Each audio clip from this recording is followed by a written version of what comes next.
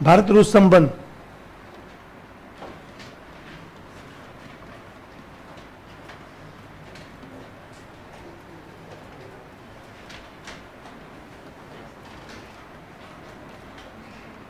तो पृष्ठभूमि, फिर वर्तमान, आवश्यकता आबलिक परिस्थिति कि भारत की क्या आवश्यकता है,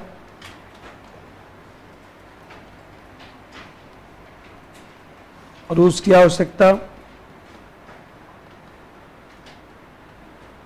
और फिर जो है थोड़ा सा विश्लेषण कि संबंध किस किस क्षेत्र में बना है, संबंध किन किन क्षेत्रों में बना है, क्या क्या समस्या है, और जो सबसे बड़ा मुद्दा है यूक्रेन मुद्दा, यूक्रेन संकट, उसका तो क्वेश्चन आएगा ही, उसको पढ़ा जाएगा। तो जब मैं आप लोगों को यूएसएसआर पढ़ाया था तो बताया था कि विश्व का लगभग 1/6 भाग जो है, जो जमीन है, वो सोवियत संघ के पास था। जानते हैं कि उस समय विभिन्न विविधता और तमाम जो भौगोलिक क्षेत्रों को मिलाकर सोवियत संघ बनाया गया था, और सोवियत संघ बनाया गया था, उसका शासन भी चला उस समय बताया।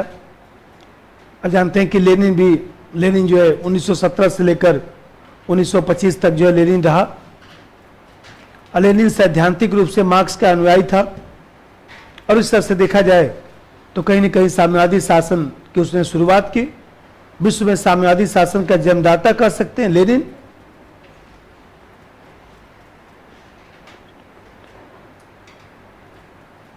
What is to be done, उसकी जो किताब है, तो उसमें ही उसने लिखा कि किस प्रकार से जो है वह साम्यवादी शासन की स्थापना हमने किया।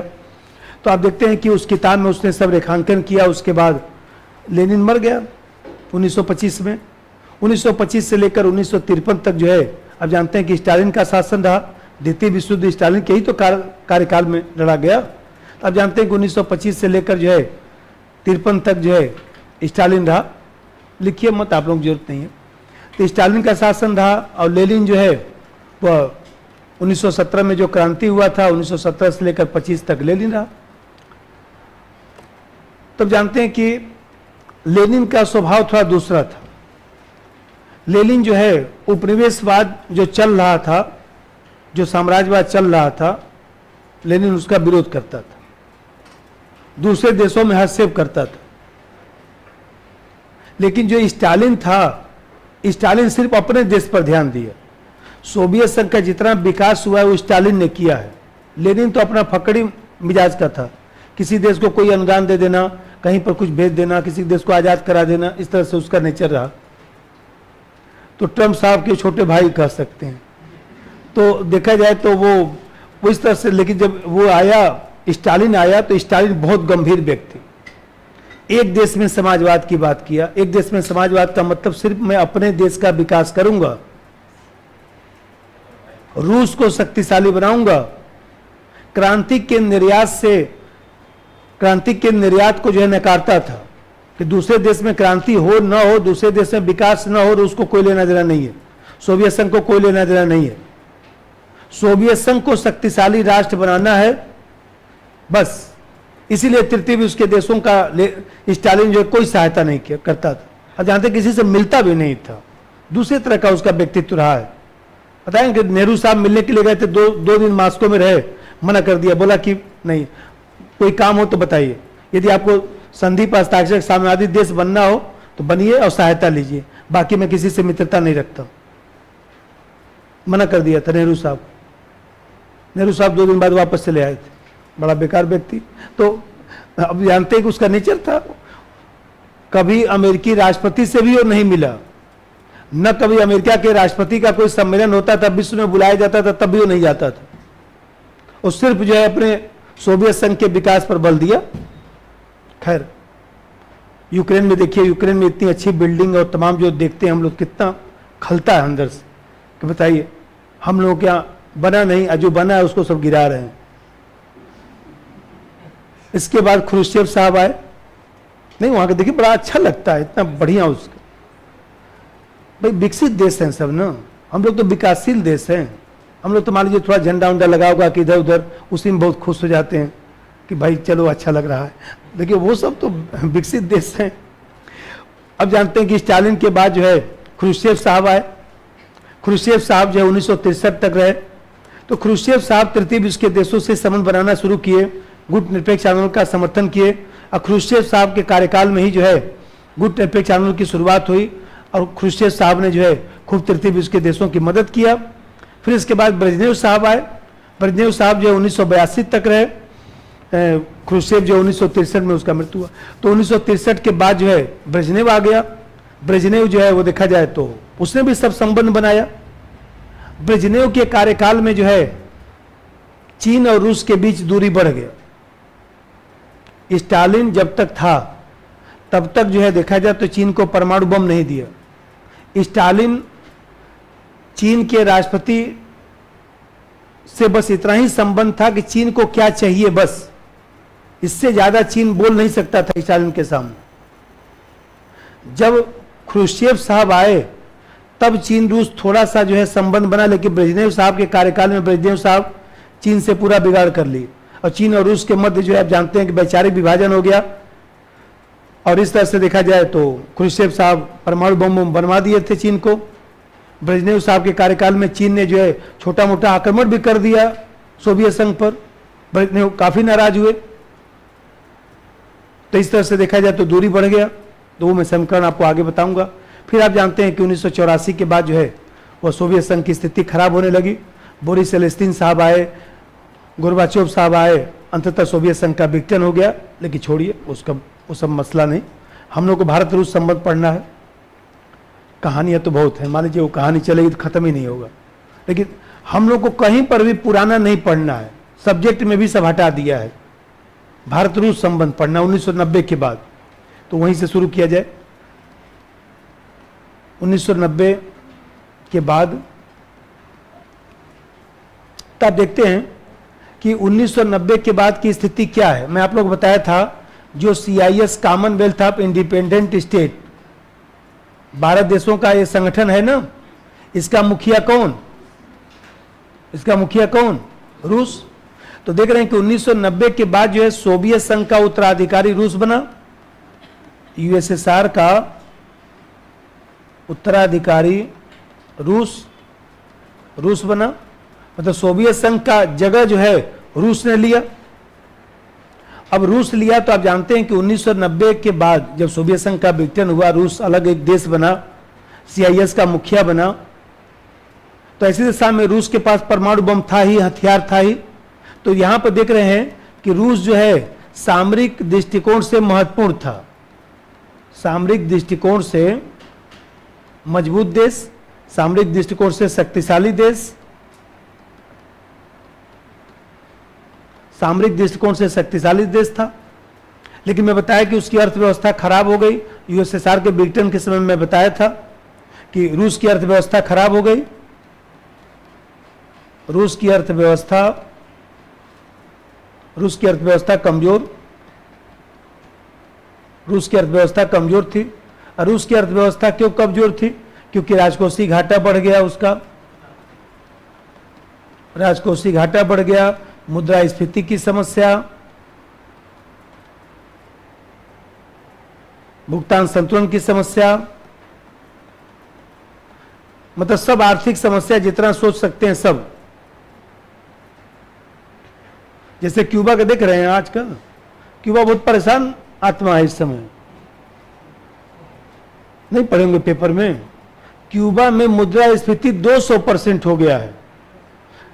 मतलब मुद्रास्फीति करे ब्याज दर 200%। मतलब 100 रुपया आपने कर्जा लिया तो आपको जो है 300 रुपया अदा करना है। 200% ब्याज दर है उसकी। फिडेल कास्ट्रो क्यूबा का था ना, तो ये वहां 200% ब्याज दर। आज का बात बता रहा हूं, आज सुबह में देख रहा था नेट पर, तो उसका ब्याज दर 200%। स्थिति बहुत खराब है। अब वो जो है उस सोने का सिक्का और क्या क्या सब इकरामी से पढ़ते होंगे, वो सब अब चल रहा है मामले को सलटाने के लिए। श्रीलंका तो कुछ नहीं उसके सामने, वो तो पूरा बर्बाद है। अभी तो कम से कम 50 देश बर्बाद होंगे, पता नहीं चल रहा है ना। अंदर से तो देश खोखला हो चुके हैं ना कोरोना में। अब जैसा देखिए अब यहां पर अब रूस आर्थिक सुधार प्रक्रिया को आगे बढ़ाना शुरू किया। रूस आर्थिक सुधार को आगे बढ़ाया। रूस आर्थिक सुधार को आगे बढ़ाया। अब आर्थिक सुधार को जब आगे बढ़ाया तो सीधी सी बात है कि रूस के पास जो है तेल भंडार भी है, रूस के पास खनिज तत्व भी है, तो रूस को किस चीज की जरूरत है? मान लीजिए रूस आर्थिक सुधार को आगे बढ़ाएगा तो रूस को क्या चीज चाहिए? पूंजी चाहिए, तकनीक चाहिए।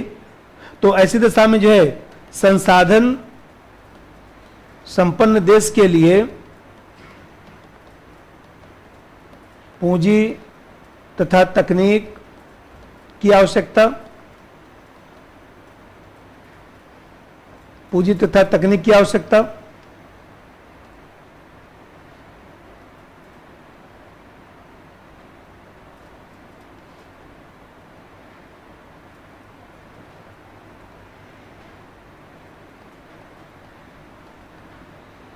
अब पूंजी तकनीक की आवश्यकता थी तो पूंजी तकनीक कौन देगा? भारत, अमेरिका। भाई हम कहते हैं भारत थोड़ी देगा पूंजी तकनीक, अमेरिका देगा ना। तो यहां पर मैं बताया, देखिए चाहे हिस्ट्री हो, चाहे ज्योग्राफी हो, चाहे इकोनॉमिक्स हो, चाहे संस्कृत हो, चाहे कुछ भी, हिंदी हो चाहे कुछ भी हो, चाहे सोशियोलॉजी हो, हर सब्जेक्ट अच्छा है और हर सब्जेक्ट साइंटिफिक है। विदेशी नीति पढ़ा रहा हूं, ये सब देखिए साइंस ही तो मैथ ही तो चल रहा है। ऐसा होगा तो ऐसा होगा, ऐसा होगा तो ऐसा होगा। अब बैठ के कहानी रटेंगे हम लोग को। मानविकी विषय पढ़ने का क्या है? तकिया लगा लिए, आराम से बिस्तरे पर ऐसे करके पढ़ रहे हैं और उसमें बीच बीच में नींद लग गया, फिर जहां तक छूटा वहां छूटा, फिर पढ़ना शुरू कर दिए। उसको मानविकी विषय को ऐसे मत पढ़िए, मानविकी विषय को भी सोचिए कि साइंस है, उस तरह से पढ़िए। देखिए कैसे नहीं नंबर आता है। हमारा भी बच्चा है, वो भी पॉलिटिकल साइंस पढ़ता है 12th में, तो इस बार मान 12th में तो ऐसे ही वो भी तकिया ला के पढ़ रहा था। एक दिन मैं समझा को, सुनो ये तुम ऐसे पढ़ रहे हो एनसीईआरटी, क्या तुम्हें समझ में आएगा? बोला नहीं, कहानी से। कहानी से नहीं होता बेटा, उसको कायदे से पढ़ो, उसका नोट्स बनाओ, ऐसे ऐसे करो, तब वो क्लियर होगा। मानविकी विषय इकोनॉमिक्स और हिस्ट्री और पॉलिटिकल साइंस का मतलब ये थोड़ा हुआ कि तकिया अलग पढ़ना है। उसको एकदम ऐसे समझो कि हम फिजिक्स पढ़ रहे हैं, ऐसे पढ़ो तब ना नंबर आएगा। संसाधन संपन्न देश के लिए पूंजी तकनीक की आवश्यकता। तो जब मान लीजिए पूंजी तकनीक की आवश्यकता, तो स्वाभाविक सी बात है कि अमेरिका और पश्चिमी देशों से सहयोग लेना शुरू किया। अमेरिका तथा पश्चिमी देशों से सहयोग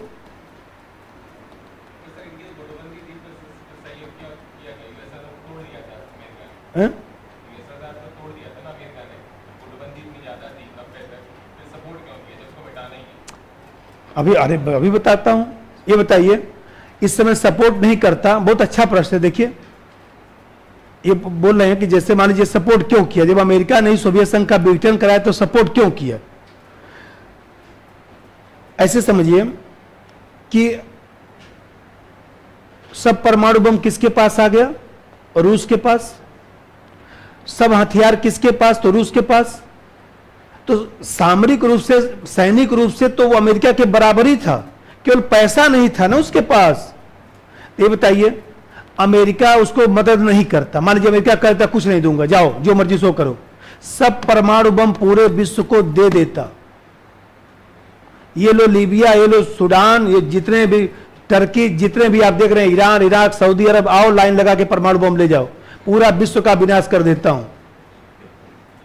खत्म हो जाता ना कहानी। तो अमेरिका इससे डर गया कि नहीं सहायता किए तो पूरे विश्व को परमाणु बम, जैविक हथियार, रासायनिक हथियार दे देगा, खत्म हो जाएगा पूरा विश्व ही। अब क्लियर हुआ क्यों सहायता किया? तो ये अमेरिका और पश्चिमी देशों से सहयोग। अब सहयोग तो ये लोग तो सहयोग देंगे ही, क्योंकि इन लोगों को फंसा दिया था। वो नहीं देंगे तो परमाणु बम बेच दूंगा। अब यहां पर तृतीय विश्व के देशों से संबंध खत्म। तृतीय विश्व के देशों से दूरी बढ़ गई। तृतीय विश्व के देशों से दूरी बढ़ गई।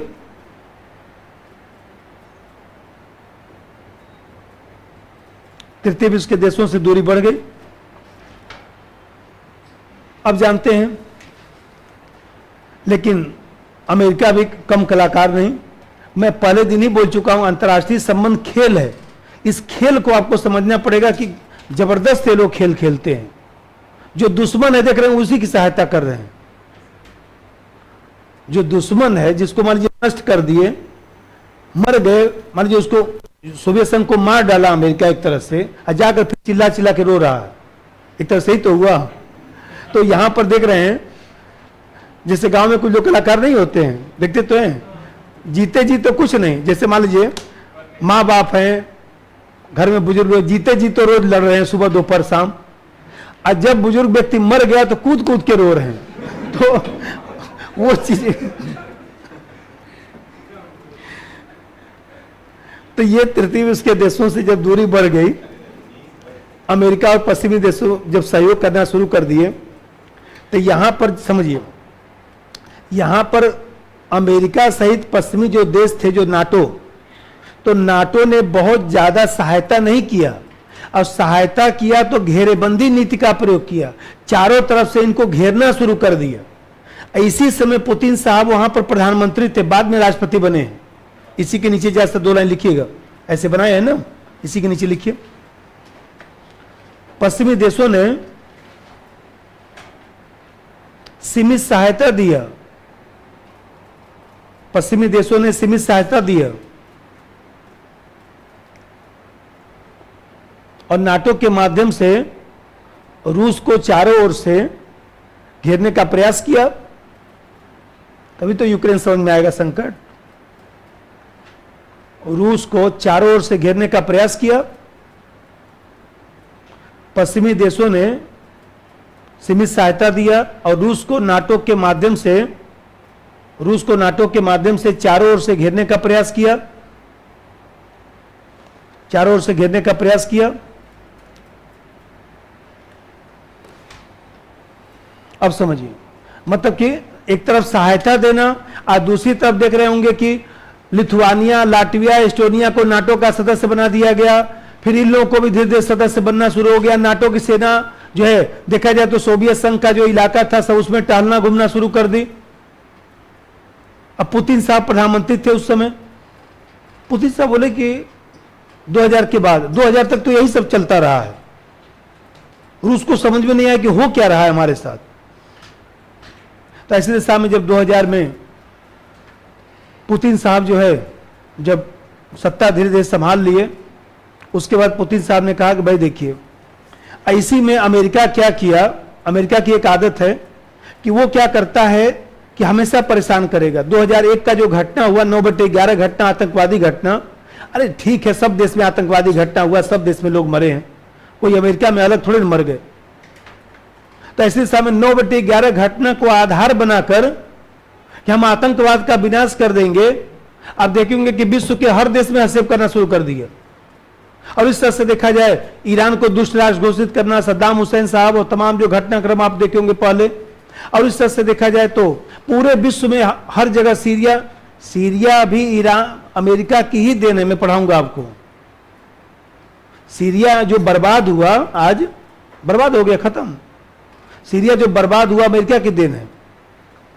यूक्रेन जो बर्बाद हुआ, अमेरिका की देन है। चारों तरफ से घेरने का प्रयास किया, और इसी में यूक्रेन की सहायता शुरू कर दिया। यूक्रेन की सैन्य सहायता करना, यूक्रेन में कुछ अमेरिका की सेना रख देना, यूक्रेन की सेना को प्रशिक्षण दे देना, यही सब काम शुरू किया। ये सब रूस की सीमा में लगे हुए हैं। अब बस पुतिन साहब यहीं से सचेत हो गए, बोले अब हमको अमेरिका से कोई सहायता नहीं चाहिए। अब रूस अपने संसाधनों के बल पर संबंध बनाएगा। और इस तरह से देखा जाए तो 9/11 घटना के बाद जो है, अमेरिका ने जो ज्यादा हस्तक्षेप करना शुरू कर दिया, तो रूस ने अपनी विदेश नीति में परिवर्तन कर लिया। और रूस ने कहा कि हमारे पास हथियार भी है, हमारे पास तेल भी है, प्राकृतिक गैस भी है, हम इन पश्चिमी देशों के जो आर्थिक सहायता से नहीं चलेंगे। और इस तरह से देखा जाए तो भारत और तमाम जो पुराने जो देश थे, रूस के जो परंपरागत देश थे, सब लोगों से संबंध बनाना पुतिन साहब ने शुरू कर दिया। और इस तरह से रूस की विदेश नीति में 2001 के बाद जो है पूर्णतः परिवर्तन आ गया। 2 लाइन लिखिए, उसमें जो लिख रहे थे उसी में जुड़वा। चारों से घेरने का प्रयास किया और 9/11 घटना के बाद 9/11 घटना के बाद और ज्यादा हस्तक्षेप करना शुरू कर दिया, और ज्यादा हस्तक्षेप करना शुरू कर दिया, और ज्यादा अमेरिका हस्तक्षेप करना शुरू कर दिया।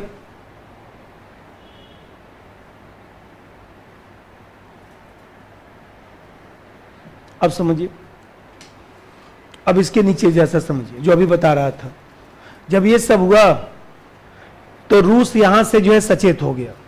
अब 2000 के बाद रूस सचेत हो गया और रूस मान लिया कि पश्चिमी देशों के जो है डॉलर देने से हमारी अर्थव्यवस्था और हमारा देश नहीं चलेगा। यदि हमको विकास करना है तो अपने बल पर करना है, विकास करना है तो अपने पास हथियार है, हथियार बेचेंगे, अपने पास जो है तेल बेचेंगे। गैज़प्रोम कंपनी विश्व की सबसे बड़ी कंपनी है, तो वही पुतिन, भाई कॉन्फिडेंस की बात है ना, देखते तो है, मान लीजिए आप ही लोग हैं, मान लीजिए जब तक डरे रहेंगे कि हम कैसे अधिकारी बन पाएंगे तब तक तो बन ही नहीं पाएंगे। और जब सोचेंगे क्या हुआ, मनुष्य जात के लोग अधिकारी बनते हैं, हम भी तो मनुष्य जात में आते, थोड़ा पढ़ना होगा, पढ़ लेंगे, उसमें कौन सी बात। तो वही पुतिन साहब बेचारे जो है, अब जानते हैं कि उसके पहले गोरबाचोव और बोरिस येल्त्सिन और तमाम लोग जो थे डरे सामे रहते थे। अब पुतिन साहब तो जानते हैं कि खुफिया एजेंसी के डायरेक्टर रहे हैं, तो काफी, अभी भी देखिए कितने साल के होंगे, 70 नहीं और ज्यादा, 75 के आसपास, 50 साल की तरह कूदते फानते हैं। आप देख रहे हैं कि वो जो व्यक्ति है, उस व्यक्ति ने पूरे विदेशी नीति में परिवर्तन कर दिया। उसी के नीचे 2 लाइन लिखिएगा बनाकर। 2000 के बाद रूस सचेत हो गया, 2000 के बाद रूस सचेत हो गया।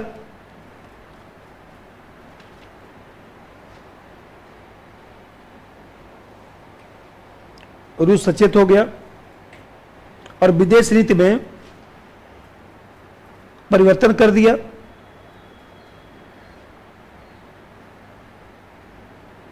विदेश नीति में परिवर्तन कर दिया।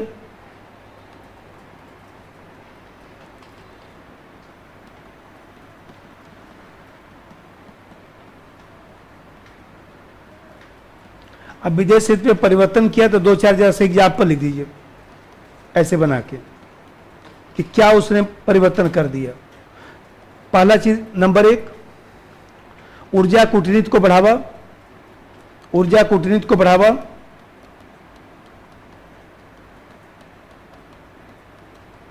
और ऊर्जा कूटनीति को बढ़ावा का मतलब ये हुआ कि तेल और जो गैस ये सब भंडार है वो दूसरे देश को देगा और वहां से पैसा लेगा। भारत को 20-25% सस्ता तेल दे रहा है ना, भारत से पैसा ले रहा है ना, क्या दिक्कत आ गई। अरे 20-25% सस्ता सही। अब भारत ले रहा है, भारत के जो प्राइवेट सेक्टर के लोग हैं यही तेल दूसरे देश को दे रहे हैं, वहां से पैसा ले रहे हैं और यहां से पैसा रूस जा रहा है, कोई दिक्कत नहीं। उसकी अर्थव्यवस्था क्या प्रभाव पड़ेगा, उसका तेल का भंडार तो है, ये कोई दिक्कत थोड़ी ना है। अब देखिए, एक तो ऊर्जा कूटनीति का प्रयोग कर दिया और दूसरा जो है वो देखा जाए तो तृतीय विश्व के देशों से संबंध बनाना शुरू किया। नंबर 2, तृतीय विश्व के देशों से संबंध, तृतीय विश्व के देशों से संबंध।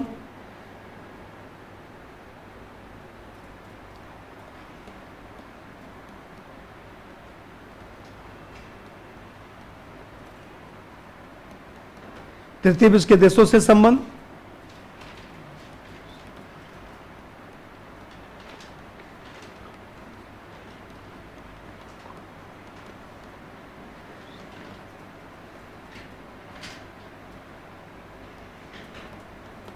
ये जो मैं बता रहा हूं 2000 के बाद जो रूस की विदेश नीति परिवर्तन आ रहा है, इसी को रूस का पूर्व की ओर देखो नीति कहा जाता है।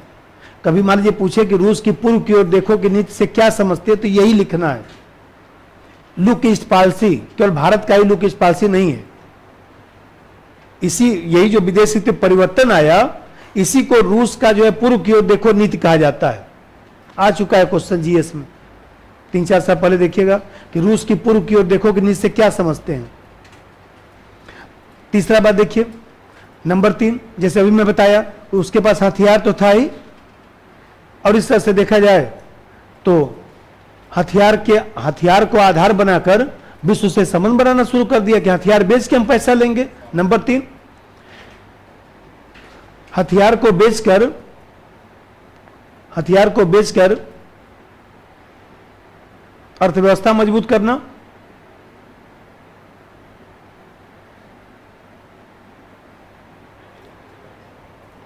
हथियार को बेचकर अर्थव्यवस्था मजबूत करना मतलब हथियारों के बाजार के रूप में, देखिए भारत हमेशा हथियार चाहिए, चीन को हथियार चाहिए, अन्य एशियाई देशों को हथियार चाहिए, तो रूस एकदम खुले तौर पर पुतिन साहब ने कह दिया जिसको जो हथियार लेना लेके जाइए, पैसा दीजिए, चलिए। भारत के साथ रक्षा समझौता सब पुतिन साहब ने कर लिया। अब एक लाइन आप बताइएगा, 1990 से पहले भारत रूस संबंध मधुर, 2000 के पहले भारत रूस संबंध बनेगा? नहीं बनेगा। तो जब भूमिका लिखेंगे तो एक लाइन जरूर लिखा करिएगा कि 1990 के बाद रूस जो है आर्थिक रूप से कमजोर, सामरिक रूप से मजबूत, लेकिन कहीं न कहीं अमेरिका और पश्चिमी देशों से सहायता लेने लगा और भारत सहित तृतीय विश्व के देशों के साथ 2000 से पहले संबंध मधुर नहीं बना। 2000 के बाद जब रूस ने लुक स्पार्सी का प्रयोग किया तब भारत जैसे देशों से संबंध मधुर बनना शुरू हुआ।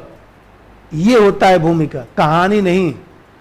एग्जामिनर सोचता है कि ये एकदम पकड़ के बढ़िया लिखा है। जब हम लोग लिखते हैं भाई, जैसे मान लीजिए कहानी जब लिखेंगे कि रूस से जो है निरंतर संबंधों की प्रकार, क्या एग्जामिनर तो लगता है क्या लिख रहा है। आप लिख के बताइए, लोगों के 60 नंबर 65 नंबर जीएस सेकंड में क्यों आते हैं? इसीलिए आता होता तो कुछ है नहीं ढंग से, तो क्या नंबर देगा? तीसरा हुआ। नंबर 3 हथियार वाला। नंबर 4 देखिए, नाटो पूरा इन लोगों को घेर रहा है ना, तो नाटो का इलाज करने के लिए CSTO बनाया। नंबर 4 नाटो को काउंटर करने के लिए CSTO बनाया। नाटो को काउंटर करने के लिए CSTO, वही सैन्य संगठन CSTO बनाया। CSTO बनाया तथा संघाई 5 का नाम बदलकर SCO करवाया। संघाई 5 का नाम बदलकर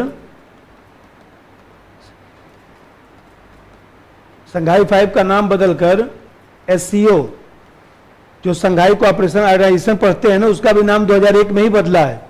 रूस ने चीन से कहा पहले नाम बदलो, सब देशों को शामिल करो, विस्तार करो उसका।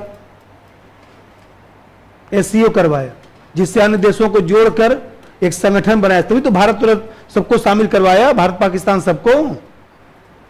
अब 5वां चीज देखिए, रूस के पास केवल तेल और जो है हथियार ही नहीं, हीरा भी है, लोहा भी है, कोयला भी है, सब है। इस समय भारत कोयला कहां से मंगा रहा है? रूस से। रूस ने कहा कि तेल ही क्यों ले जा रहे हैं, कोयला भी ले जाइए। कोयला भी भारत में आ रहा है। भारत ने अपना कोयला जो उत्पादन कर रहा था, भारत उसको इस समय बंद किया है, महंगा पड़ता है, वो सस्ता दे रहा है और उसका क्वालिटी भी अच्छी है कोयले की। तो क्यों हम अपना उत्पादन जो अपने घर में पड़ा है पड़ा रहे, जब तक वहां से आ रहे आता रहे। नंबर 5 प्राकृतिक संसाधनों डैश लोहा कोयला हीरा, लोहा कोयला हीरा, वही हीरा का मतलब कच्चा हीरा, लोहा कोयला कच्चा हीरा आदि के द्वारा दूसरे देशों से संबंध।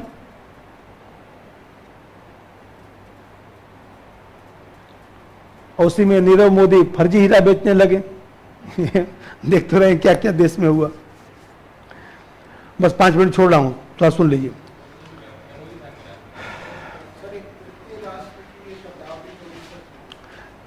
तृतीय विश्व का 5 तरह का विश्व होता है। प्रथम विश्व युद्ध का मतलब होता है कि प्रथम विश्व युद्ध के समय जो पूंजीवादी देश थे, ब्रिटेन, अमेरिका, फ्रांस, इनको प्रथम विश्व युद्ध का देश कहा जाता है। द्वितीय विश्व युद्ध के देश का मतलब साम्यवादी देश। द्वितीय विश्व युद्ध के समय जो है, जो साम्यवादी प्रवृत्ति को अपनाए थे, साम्यवादी अर्थव्यवस्था को अपनाए थे, जैसे चीन है, चाहे रूस था, चीन था, सोवियत संघ था, बुल्गारिया, रोमानिया, पोलैंड, इन सब देशों के समूह को जो है द्वितीय विश्व युद्ध का देश कहा जाता है। और तृतीय विश्व के देश का मतलब द्वितीय विश्व युद्ध के बाद जो देश आजाद हुए, जो तृतीय विश्व का मतलब द्वितीय विश्व युद्ध के बाद जो देश आजाद हुए और कहीं न कहीं जो है विकास की प्रक्रिया में आगे बढ़ गए हैं, लगे हुए हैं, ऐसे देशों को तृतीय विश्व का देश कहा जाता है। जैसे अफ्रीका के देश, अब एशिया के देश, मध्य एशिया, तमाम सब। और चतुर्थ विश्व के देश का मतलब कि ऐसे देश जो आजाद तो हो गए लेकिन कहीं न कहीं वहां विकास की प्रक्रिया शुरू नहीं हुई है, बहुत पिछड़े हुए हैं। बांग्लादेश, सब अफ्रीका के बहुत सारे देश, ऐसे देशों को चतुर्थ विश्व का देश कहा जाता है। और साइबर के माध्यम से जो पूरा विश्व जुड़ा है, जो हम लोग रात में फेसबुक खेलते हैं, वो जो पूरा विश्व जुड़ा हुआ है, उस विश्व को पंचम विश्व का देश कहा जाता है। तो आप देख रहे हैं कि ये जो विदेश नीति में व्यापक परिवर्तन आया, अब व्यापक परिवर्तन आया तो यहां पर जरा सा भारत की आवश्यकता ऐसे बनाइए, यहां पर जो है रूस की आवश्यकता, रूस की आवश्यकता, भारत की आवश्यकता और रूस की आवश्यकता।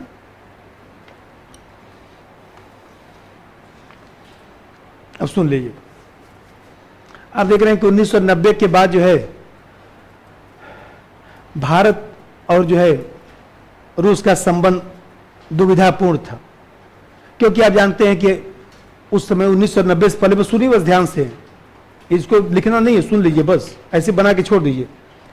आप देख रहे हैं कि 1990 से पहले जो है रूस में सरकारी महकमा था और हमारे यहाँ भी समाजवादी अर्थव्यवस्था ज़्यादा थी, तो सरकारी संबंध बनता था। और 1990 के बाद रूस बन गया पूंजीवादी देश। अब भारत भी नई आर्थिक नीति को बढ़ावा देना शुरू कर दिया और इस तरह से सब असमंजस हो गया, तो हमारा संबंध तो कुछ बना नहीं। अब रूपी ट्रेड का भी मुद्दा था। रूपी ट्रेड का मतलब कि रूस का जो रूबल है ना, रूबल, तो आप जानते हैं रूस में रूबल चलता है। तो अभी मैं बता रहा था यहां पर कि यदि मान लीजिए किसी देश में मुद्रा का अवमूल्यन होगा, मुद्रा अवमूल्यन होगा तो किसको फायदा होता है? मुद्रा अवमूल्यन होगा तो कर्ज लेने वाले को फायदा होगा कि कर्ज देने वाले को? मुद्रा अवमूल्यन होगा तो कर्ज जैसे मैं लिया हूं, मुझे वापस करना आपका, अब मुद्रा अवमूल्यन हो गया तो मैं प्रॉफिट में रहूंगा ना, इसलिए क्योंकि 1 रुपए का मूल्य घट के 80 पैसा हो गया है, तो मैं तो आपको बुला के बोलूंगा पैसा ले जाइए अपना। तो 1990 के बाद जो है आप जानते हैं कि उसका मुद्रा बहुत खराब हो गया था, मुद्रा अवमूल्यन हो गया था। अब भारत कह रहा था कि आइए समझौता कर लिया जाए, रूस ने कहा रुकिए थोड़ा सा मुद्रा को स्थिर होने दीजिए। तो अब जानते हैं कि उसमें 4-5 साल लग गया। अंत में समझौता 1994 में हुआ और समझौता 33 साल का हुआ और अभी भी भारत जो है $1 अरब प्रतिवर्ष देता है रूस को। अभी भी वो समझौता चल रहा है ना, वो 33 वर्ष का था, 1994 से चल रहा था, तो मेरे सबसे 34 साल तो पूरा हुआ नहीं, 33 साल अभी बचा ही हुआ है, अभी भी पैसा जाता है। एक तो वो समस्या आ गया। तीसरी समस्या ये आ गया कि अब जो है रूस आर्थिक रूप से इतना कमजोर था कि जितना अमेरिका कहता था उतना ही करता था। अमेरिका जो है रूस को समझाया कि जितना हम कहेंगे उतना ही करना, तभी पैसा दूंगा। भारत तो उस समय क्रायोजेनिक तकनीक मांगा था, क्रायोजेनिक इंजन मांगा था, क्रायोजेनिक तकनीक अमेरिका के दबाव में रूस ने भारत को नहीं दिया था, तो भारत और भी नाराज हुआ थोड़ा सा। और फिर सबसे बड़ी बात यह है कि आप जानते हैं कि ये जो पश्चिमी देश थे, इन पश्चिमी देशों ने जो है हम लोगों को भी जो है घेर रखा था नई आर्थिक नीति के नाम पर कि हम लोग सहायता देंगे, आप इनसे मत संबंध बनाइए। तो इसके कारण भारत भी संकीर्णता में पड़ गया कि भारत सोचा कि हम अपनी अर्थव्यवस्था में सुधार करेंगे। भारत भी जो है वो देखा जाए तो उस समय अमेरिका के चंगुल में आ गया। वही बिल क्लिंटन साहब आ गए 2000 में। अब बिल क्लिंटन साहब जो है विजन 2000 का सिद्धांत दे दिए। विजन 2000 का मतलब पुरानी बातों को छोड़िए, नए सिरे से संबंध बनाया जाएगा। अब भारत भी भ्रम में आ गया। तो आप देख रहे हैं कि उस समय भारत भी भ्रमित था, लेकिन 2000 के बाद भारत का भी भ्रम टूट गया जब 1998 में भारत परमाणु विस्फोट किया और अमेरिका ने जब प्रतिबंध लगाया, तो बस यहां भारत को भी लग गया कि ऐसा है कि अमेरिका किसी का भी नहीं है। और इस तरह से देखा जाए तो पुतिन साहब ने कहा कि अपने परंपरागत मित्र को मत भेजिए, मत भूलिए, संबंध बनाया जाए, हम आपकी पूरी सहायता करेंगे, इन पश्चिमी देशों के चक्कर मत पड़िए। और इस तरह से देखा जाए तो 2000 के बाद हमारा संबंध मधुर बना है। तो यहीं पर उसको छोड़िए, अब फिर हम लोग जब अगला क्लास होगा तो यहीं से शुरू करेंगे, क्योंकि कहानी वानी थोड़ा सुन लिए तो ठीक हो गया। हाँ बोलिए।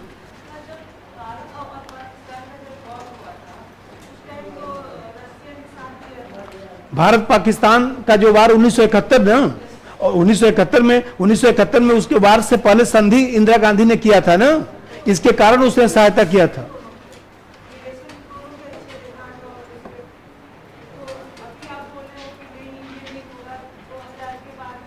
ना 1990 से 2000 में बोला हूं, 1990 से पहले संबंध मधुर था, क्योंकि हम लोग को भारत रूस संबंध पढ़ना है ना, और 1990 से पहले सोवियत संघ था, तो मैं वो तो संबंध पढ़ा ही नहीं रहा हूं ना, इसलिए मैं बोला, क्योंकि उसमें फिर उलझ जाएंगे तो फिर गड़बड़ हो जाएगा, कुछ सनाता नहीं जीएस में। उसको मैं लिखवा भी दूंगा, आप लोग लिखे तो नहीं है ना? हाँ नहीं, उसको मैं लिखवा दूंगा। अभी मैं रूस और अमेरिका बस पढ़ा लूँ। रूस अमेरिका पढ़ाने से एक फ़ायदा क्या मिलेगा कि थोड़ा बेस मजबूत होगा। तो एक्चुअल में आईआर में मैं बताया था कि आईआर में सबसे बड़ी समस्या होती है कि जैसे भारत रूस संबंध में पढ़ा रहा हूँ, भारत अमेरिका संबंध जैसे पढ़ाऊँगा, जैसे भारत चीन पढ़ाया, लेकिन जब लिखा जाता है कोई उत्तर तो सब मिला के लिखा जाता है। देखिए पढ़ाने में सब मिला के हम पढ़ाएंगे तो पता चले कि सब पढ़ा भी दिया, कुछ हुआ भी नहीं, इसीलिए अलग अलग टॉपिक करके पढ़ा रहा हूँ। और तो वहाँ पर हेडिंग डाल के छुड़वाया भी था शायद, कि कोई बात नहीं मैं लिखवा दूंगा समाधान क्या हो सकता है, क्योंकि भाई हमें कहते हैं कि आप जानते हैं कि समाधान दो तरीके का होता है, एक तो तथ्यात्मक है, वैचारिक है। तो वैचारिक पहलू समझने के लिए अमेरिका रूस को समझना जरूरी है, उससे हम लोग का काम चलेगा। कोई बात नहीं, हमको याद दिलाई कि मैं लिखवा दूंगा। ये जो मैं बता रहा था कि हम लोग भारत रूस पढ़ रहे थे, तो भारत रूस में मैं समझाया था कि भाई 1990 से पहले का जो परिस्थिति था वो तो मैं बोल दिया था, वो आपको लिखना भी नहीं है और नहीं आपको जो है एग्जाम में कुछ आना है। और सोवियत संघ के ब्रिटेन में मैं बताया भी था वो सब। यहाँ मैं बता रहा था कि 1990 के बाद जो यूएसएसआर का जो उत्तराधिकारी है वो रूस बना, क्योंकि 1990 के बाद जो 15 देश थे, 15 देशों में से 12 देशों ने मिलकर जो है CIS बनाया, कॉमनवेल्थ ऑफ इंडिपेंडेंट स्टेट बनाया, और 12 देशों का जो मुखिया है वो रूस बना। अब जानते हैं कि 1990 में जब सोवियत संघ का विघटन हो गया, सोवियत संघ की जगह पर जब रूस आ गया, तो रूस सामरिक दृष्टिकोण से मजबूत था, क्योंकि इसके पास परमाणु बम था, इसके पास जो है वो देखा जाए तो अस्त्र शस्त्र इसके मजबूत थे, मतलब एक तरह से कह सकते हैं कि सैनिक रूप से शक्तिशाली था, सैनिक रूप से शक्तिशाली था, ये सब लिखवाया भी था। तो सैनिक रूप से शक्तिशाली था, लेकिन रूस की जो अर्थव्यवस्था है वो कमजोर थी, क्योंकि मुद्रा अवमूल्यन हो गया, मुद्रा अवमूल्यन हो गया। अब फिर देखते हैं कि राजकोषीय घाटा उसका बढ़ गया, श्रीलंका की हालत हो गई, मुद्रास्फीति बढ़ गया, भुगतान संतुलन की समस्या आ गई, आयात निर्यात में डिफरेंस हो गया। और सबसे बड़ी समस्या ये रही कि रूस की जो अर्थव्यवस्था से 1990 से पहले वो अर्थव्यवस्था सरकारी महकमे के अनुसार चलता था। मतलब 1990 के पहले यदि कहा जाए तो 1990 के पहले जो सोवियत संघ की अर्थव्यवस्था थी वो क्लोज्ड इकोनॉमी था, क्लोज्ड इकोनॉमी था, मतलब साम्यवादी व्यवस्था था। तो साम्यवादी व्यवस्था में बताया था कि क्लोज्ड इकोनॉमी था, बंद अर्थव्यवस्था था, सरकारी आयात सरकारी निर्यात करती थी, सरकारी उत्पादन करती थी, लोगों की आवश्यकता के अनुसार जो है उत्पादन होता था। और फिर सबसे बड़ी बात थी कि कोई बहुत ज़्यादा जो है सोवियत संघ का संबंध अन्य देशों से नहीं बना था, सोवियत संघ का संबंध जो है साम्यवादी देशों से ही ज़्यादा था, क्योंकि आप जानते हैं कि पूर्वी यूरोप जो है साम्यवादी जो देश थे, तो पूर्वी यूरोप के देशों से ही संबंध था। तो बहुत ज्यादा विश्व में विस्तार तो था नहीं इसका। अब देखते हैं कि जब रूस की अर्थव्यवस्था कमजोर थी तो रूस आर्थिक सुधार को आगे बढ़ाने का प्रयास किया, उसे समझाया था। और रूस जब आर्थिक सुधार को आगे बढ़ाने का प्रयास किया तो भाई रूस के पास जो है देखा जाए तो प्राकृतिक गैस तो है ही है, रूस के पास जो है तेल भंडार भी है, रूस के पास खनिज तत्व भी है, तमाम हीरा सब है उसके पास। रूस के पास पैसा और तकनीक नहीं था, तो रूस के पास पूंजी और तकनीक नहीं था, तो उसको पूंजी और तकनीक की आवश्यकता थी। तो मैं समझाया था कि जब पूंजी और तकनीक की आवश्यकता है तो स्वाभाविक सी बात है जिसके पास पूंजी तकनीक होगा उसी से तो पूंजी तकनीक उसको मिलेगा। अब पूंजी तकनीक किसके पास है? पश्चिमी देशों के पास, अमेरिका के पास। तो अब रूस न चाहते हुए भी अमेरिका और पश्चिमी देशों से संबंध बनाना शुरू किया, लेकिन तृतीय विश्व के देशों से उसकी दूरी बढ़ गई। इसका मतलब यह हुआ कि कहीं न कहीं तृतीय विश्व के जो देश थे, जिनके पास, भाई तृतीय विश्व के देश के पास पूंजी भी नहीं है और तृतीय विश्व के देशों के पास तकनीक भी नहीं है, तो क्या करेगा संबंध बनाकर। और तृतीय विश्व के देश तो जो है देखा जाए तो केवल लेंगे ना, देंगे थोड़े ना। भाई भारत मान लीजिए उस समय संबंध बनाया था। अच्छा एक चीज और, 1971 का जो संधि था वो भी चर्चा में रहा है। 1971 का जो संधि रहा है वो, उसका देखा जाए तो 50 साल पूरा हुआ है, तो उसका भी क्वेश्चन 150 शब्द में आ सकता है, मैं अभी करवा दूंगा। तो आप देख रहे हैं कि 1900, ऐसे आप लोगों को ध्यान रखना चाहिए कि कोई संधि है यदि उसका 50 साल पूरा हुआ, 75 साल पूरा हुआ, 100 साल पूरा हुआ, तो थोड़ा सा ज्यादा नहीं लेकिन 150 शब्द तो तैयार करने का हक बनता है। तो यहां पर देख रहे हैं कि तृतीय विश्व के देशों के पास पूंजी तकनीक नहीं था, तो तृतीय विश्व के देशों से संबंध बनाना छोड़ दिया और चुपचाप अपना ध्यान जो है वो लगा लिया अमेरिका और फ्रांस पर, ब्रिटेन पर, इन तरह के देशों पर अपना ध्यान लगा लिया। जब ध्यान लगा लिया तो मैं उस दिन बताया था कि, उस दिन जब समझाया था कि जब ये सब करना शुरू किया तो शुरुआती दौर में तो आप जानते हैं कि 8-10 साल तक तो उसको पता भी नहीं चला कि मैं कर क्या रहा हूं, हम किस रास्ते पर जा रहे हैं। क्योंकि आप जानते हैं कि सोवियत संघ का डेथ हो गया था, उस सदमे से निकलने में उसको जो है 8-10 साल लग गया। जैसे मान लीजिए किसी के घर, भाई एक तो स्वाभाविक मृत्यु होती है, किसी का अस्वाभाविक मृत्यु हो जाए तो 1-2 साल तो यही नहीं समझ में आता कि भाई करना क्या है। धीरे धीरे आदमी होश में आता है, तो यही चीज उसके साथ रहा। होश में आते आते 2000 आ गया। 2000 में जब उसने देखा कि चारों तरफ से अमेरिका घेरना शुरू कर दिया है, नाटो की सेना अमेरिका जो है हर जगह बैठाना शुरू कर दिया। नहीं चल रहा है कैमरा? अच्छा अच्छा, कोई बात नहीं, कुछ हो गया होगा है?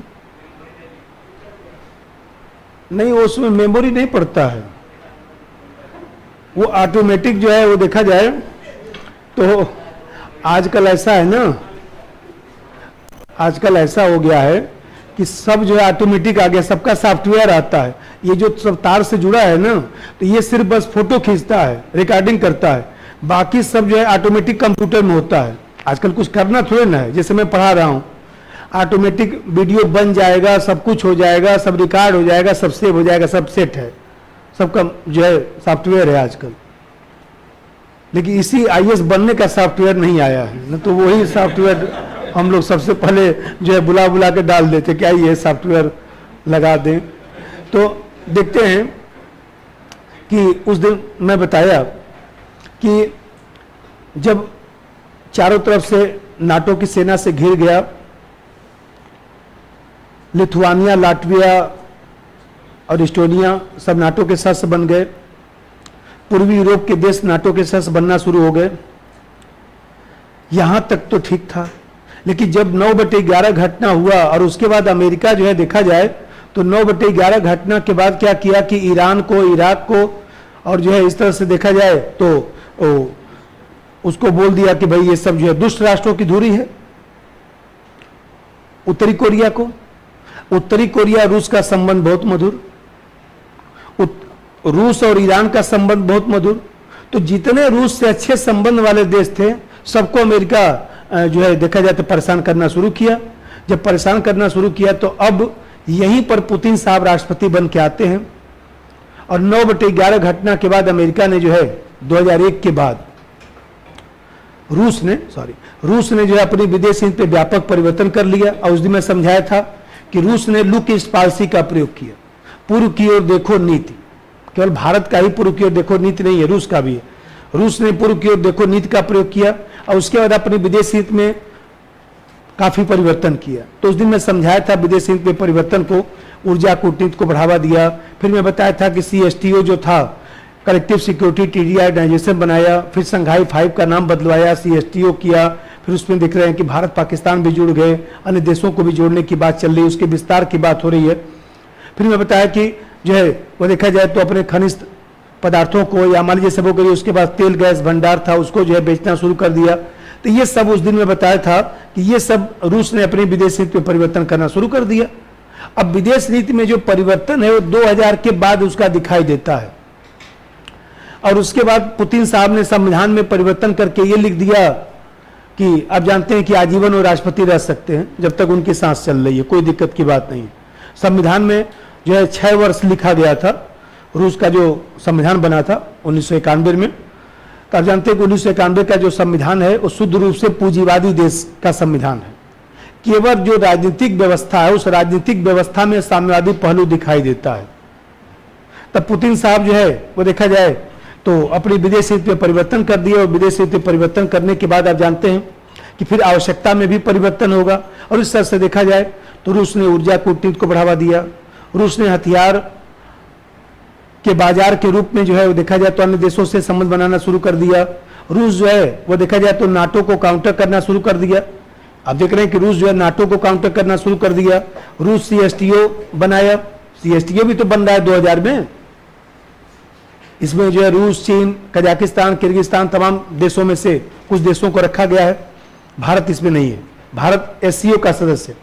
तो आप देख रहे हैं कि ये सब परिवर्तन हुआ। और जब ये सब परिवर्तन हुआ तो आप देख रहे हैं कि संगठनात्मक स्तर पर हो, चाहे नाटो को काउंटर करने के स्तर पर हो, चाहे ऊर्जा कूटनीति, चाहे हथियारों की आपूर्ति, इन सब आधारों पर जो है रूस अपनी विदेश नीति में परिवर्तन किया। तो रूस जो अपनी विदेश नीति में परिवर्तन किया तो उसी के अनुसार ही तो आवश्यकता बनेगा, चाहे वो भारत की आवश्यकता हो और चाहे वो देखा जाए तो रूस की आवश्यकता हो। यहां तक मैं समझाया था। हम लोग को आवश्यकता क्यों लिखना था, तो मैं 2-4 जरा सा बताता हूं। भारत की आवश्यकता, अब देखिए भारत की आवश्यकता क्या है। 1990 के बाद ही सोचिए, भारत ने नई आर्थिक नीति को बढ़ावा जब देना शुरू कर दिया तो ऐसे समय भारत को नई आर्थिक नीति में आत्मनिर्भर भारत और तमाम जो है मेक इन इंडिया कार्यक्रम ये सब जो भारत चला रहा है, तो इन सब चीजों के लिए भारत को जो है देखा जाए तो ऊर्जा की आवश्यकता है। और ऊर्जा की आवश्यकता है तो सबसे बड़ी बात है कि रूस ऊर्जा देना चाहता है। हमें कहते हैं 20-25% सस्ता दे तो रहा है पेट्रोल, प्राकृतिक गैस भी तो सस्ता कर दिया। क्या प्राकृतिक गैस भी ले जाइए सस्ते पर। तो आप देख रहे हैं कि मान लीजिए सबको करिए भारत की आवश्यकता है वो सस्ते में दे रहा है। जो कच्चे तेल की कीमत विश्व स्तर पर है उसमें कमी भी कर दिया, उसने कमी किया है, बाकी ने नहीं। और आप देख रहे हैं कि पहली बार काफी वर्षों के बाद जो है $100 से नीचे जो है वो देखा जाए तो कच्चे तेल का कीमत आया है। अभी 1-2 दिन पहले की बात है, कल परसों की बात है, पढ़े होंगे। तो मान लीजिए ये क्यों आया, क्योंकि रूस जब सस्ते दर पर तेल देना शुरू कर दिया तो जैसे भारत ले रहा है उसी तरह से सब देश लेना शुरू कर दिए। अब बाकी जो तेल उत्पादक देश थे, जो ओपेक कंट्री के जो देश थे, वो कहीं ना कहीं बैठे रह गए। अब इस तरह से उनको भी दाम घटाना पड़ गया। और इस तरह से पहली बार जो है $100 से नीचे जो है वो देखा जाए तो तेल का भाव आ गया। नंबर 1, भारत वर्तमान में आर्थिक तहत भारत वर्तमान में नई आर्थिक नीति के तहत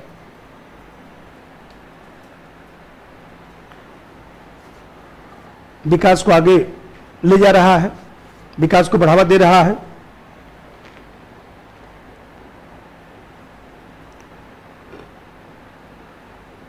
इसमें आत्मनिर्भर भारत, इसमें आत्मनिर्भर Bharat, smart city, make in India,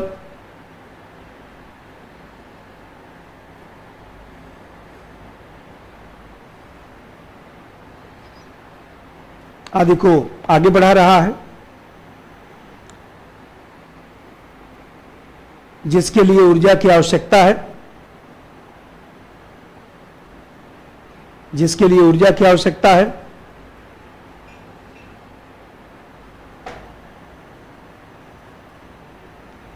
रूस छूट भी दे रहा है।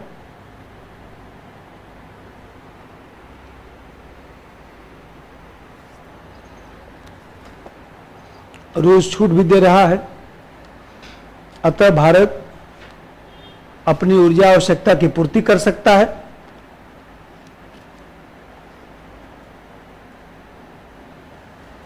भारत अपनी ऊर्जा आवश्यकता की पूर्ति कर सकता है।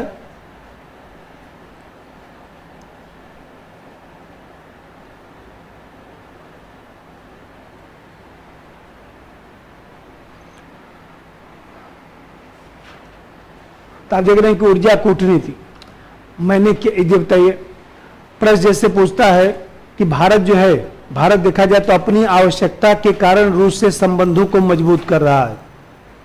जीएस में भी आया होगा, कभी रूस का पूछे, ये कठिन प्रश्न नहीं है। आप एक बार तरीका समझ जाएंगे और किसी देश के बारे में कंसेप्ट बन जाएगा तो उसके हिसाब से लिखा जाएगा, कोई दिक्कत की बात नहीं। बस उस देश के बारे में थोड़ा सा जानना है कि वो देश किस तरह का है। जैसे मान लीजिए, मैं अभी उस दिन बता रहा था आप लोगों को कि सबसे बड़ी बात है कि हमारा पाकिस्तान से विवाद है, हमारा चीन से विवाद है, चीन से सीमा विवाद है, पाकिस्तान से सीमा विवाद है। फिर आप देख रहे हैं कि दक्षिण एशिया में या एशिया क्षेत्र में चीन जो है वह जो उसका ऋण जाल नीति है। अच्छा, ऋण जाल नीति बोला था 150 शब्द तैयार कर लीजिएगा, कोई लिखा? नोट्स में लिखा था, बोला था 150 शब्द लिख डालिएगा, समझाया भी था। बोलेगा ऋण जाल नीति क्या है, और श्रीलंका के जब समस्या पढ़ाऊंगा तो उसमें मैं भी बता दूंगा। केवल 150 शब्द लिख लेना है कि है क्या चीज, उसका क्या प्रभाव पड़ता है, किस तरह से वो चक्रव्यूह में फंसा है। वही स्टिंग ऑफ पॉलिसी का जो पार्ट है, उसको 150 शब्द लिखना था, आप लोग उसको भी नहीं लिखे। तो मैं बताया था कि जब हमारा तनाव है तो हमको अपना जो है वो देखा जाए तो रक्षा उद्योग मजबूत करके रखना है, प्रतिरक्षा प्रणाली को हम लोग को मजबूत करके रखना है। तो रूस हमारा स्वाभाविक जो है देखा जाए तो मित्र रहा है। तो ऐसे समय आप जानते हैं कि अमेरिका का कोई भरोसा नहीं। अमेरिका जो हम लोग को हथियार देता है, वही हथियार जो है देखा जाए तो पाकिस्तान को भी दे सकता है, अन्य देशों को भी दे सकता है। लेकिन रूस के पास, अभी मैं बताया कि रूस हथियार के मामले में अमेरिका से कहीं कम नहीं है, अभी बताया हूं। उसका विघटन हो गया तो हथियार तो उसके पास है ही है। तो ऐसी दिशा में भारत सामान्य संबंध बनाकर कम से कम अपने प्रतिरक्षा प्रणाली को मजबूत कर सकता है। और जानते हैं कि उसके पास बहुत सारे ऐसे भी हथियार हैं जो कहीं न कहीं एकदम उन्नत प्रौद्योगिकी रखते हैं। जैसे मान लीजिए मोदी साहब जब यात्रा पर गए थे, पुतिन साहब से जब मान लीजिए पुतिन साहब का जब यात्रा हुआ था, उस समय भी जो फ्रिगेट पर बातचीत चल रही थी, फ्रिगेट, तो आप जानते हैं कि फ्रिगेट पर जो है बातचीत हो गई, उस फाइनल हो गया। तो फ्रिगेट जो है एक ऐसा जहाज है जिसका राडार से पहचान नहीं किया जा सकता है। और फ्रिगेट में हम जो है परमाणु बम भी अपना रख सकते हैं। फ्रिगेट में हम लोग जो है वो जितना देखा जाता हमारा जो सिस्टम है सब हो जाएगा पूरा। और सबसे बड़ी बात यह है कि फ्रिगेट एक तरह से पनडुब्बी के रूप में भी काम कर सकता है आवश्यकता पड़ने पर। तो ये जो है इस तरह का जो चीज है वो हम रूस से प्राप्त कर सकते हैं। लिख दीजिए। नंबर 2, भारत का अभी भी चीन पाकिस्तान के साथ सीमा विवाद है। चीन पाकिस्तान के साथ सीमा विवाद है।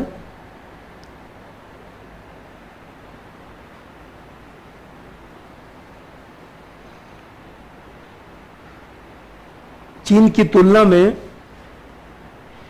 प्रतिरक्षा प्रणाली को मजबूत करने की आवश्यकता है। चीन की तुलना में प्रतिरक्षा प्रणाली को मजबूत करने की आवश्यकता है।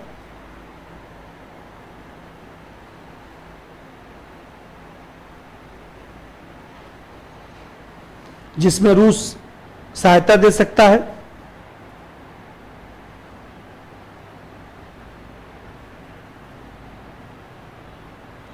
जैसे फ्रिगेट जो समुद्री जहाज है, एयरक्राफ्ट कैरियर भी है, जैसे फ्रिगेट प्राप्त करना।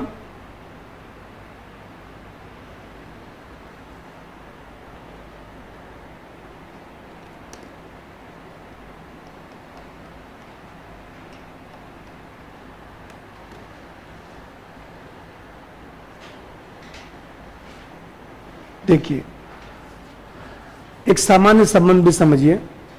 आप देख रहे हैं कि यूक्रेन संकट के बाद जो है यूक्रेन संकट के बाद चीन, रूस, पाकिस्तान, ईरान, ये सब पूरा गुट बन चुका है। ये सब पूरा गुट मजबूत है। अब भारत यदि सामान्य संबंध रूस से नहीं बनाकर रखेगा तो ऐसे समय चीन पर दबाव बना, भाई हमें कहते रूस से हम संबंध बना के रखेंगे तो रूस कम से कम नैतिक रूप से जो है चीन पर दबाव बना सकता है।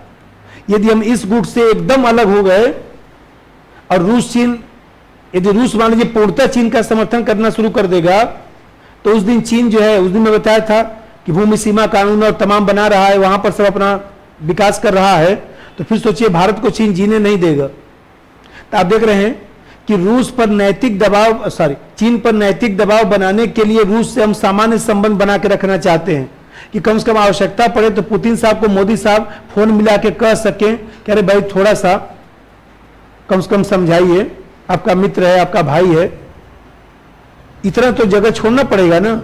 इतना जगह छोड़ने के लिए संबंध बनाना जरूरी है। नंबर 3, पिछले वर्षों में चीन मिडिल किंगडम कंसेप्ट के तहत अपना विस्तार कर रहा है। मिडिल किंगडम कंसेप्ट, अंग्रेजी में लिखिए कोई दिक्कत नहीं, मिडिल किंगडम कंसेप्ट के तहत अपना विकास कर रहा है, अपना विस्तार कर रहा है।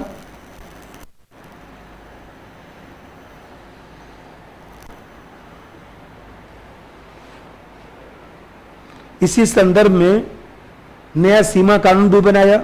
इसी संदर्भ में 2022 में नया सीमा कानून लागू किया। नया सीमा कानून लागू किया। अतः रूस से संबंध बनाकर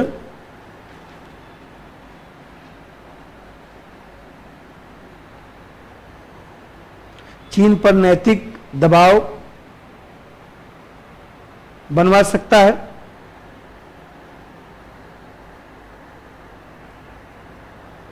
चीन पर नैतिक दबाव बना सकता है।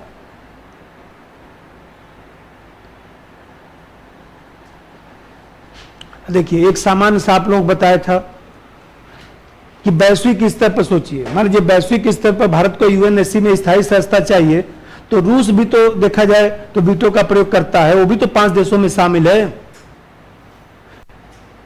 ये बताइए, कोई प्रस्ताव पारित कराना है तब भी तो रूस का सहयोग चाहिए। भारत में आतंकवाद है, चाहे मान लीजिए सबों के लिए तमाम जो समस्या है, तो रूस भी इन सब समस्याओं से गुजरता रहा है और आतंकवादी समस्या का रूस हम लोग से अच्छा समाधान किया है। आपको ध्यान होगा 8-10 साल पहले जो है किसी थिएटर में जो है आतंकवादियों ने हमला कर दिया। उन्होंने कहा कि हमारे आतंकवादी छोड़ दिए। रूस ने छोड़ा थोड़े ना, पुतिन साहब ने छोड़ा थोड़े ना। पुतिन साहब ने कहा कार्रवाई करो। अब आपको ध्यान होगा कि एक भी व्यक्ति का डेथ नहीं हुआ था और सब आतंकवादियों को मार दिया गया। हम लोग रहते तो छोड़ दिए होते, ले आके पहुंचा आए होते पाकिस्तान।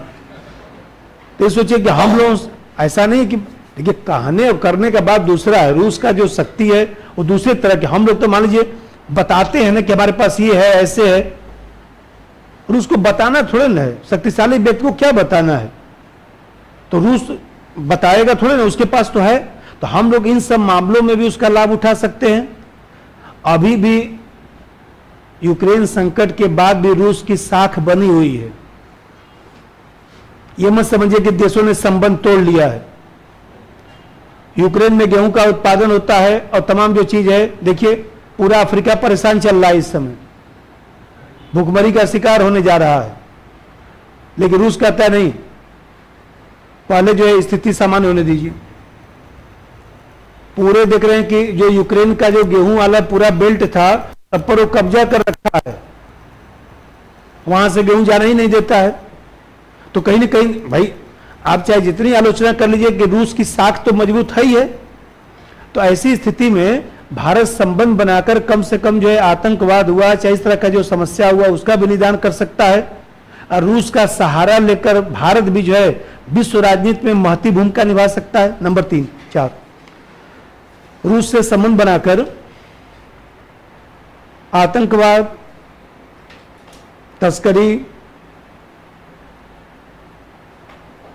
तस्करी जैसी समस्याओं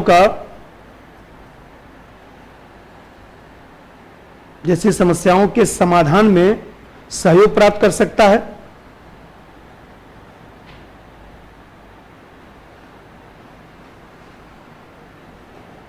जैसी समस्याओं के समाधान में सहयोग प्राप्त कर सकता है और विश्व राजनीति में और विश्व राजनीति में महत्वपूर्ण भूमिका निभाने के लिए भी रूस की आवश्यकता है। विश्व राजनीति में महत्वपूर्ण भूमिका निभाने में भी रूस की आवश्यकता है।